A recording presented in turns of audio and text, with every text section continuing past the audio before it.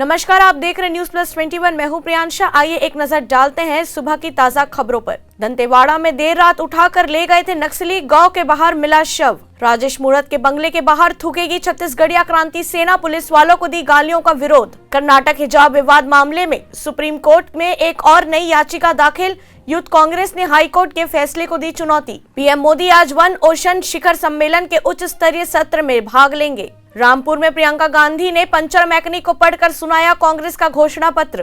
कांग्रेस के प्रमोद कृष्णाम का भाजपा पर हमला, कहा जो बीजेपी में है वो हिंदू नहीं है। अंबानी अडानी के सम्मान में बीजेपी सांसद अल्फोंस ने कही बड़ी बात, बोले इनकी पूजा हो क्योंकि वे रोजगार पैदा करते हैं।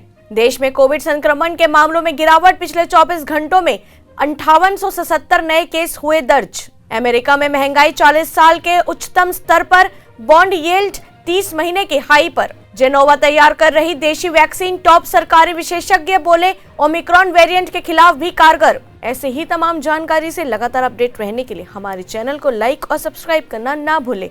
नोटिफिकेशन के लिए बेल आइकन जरूर दबाएं।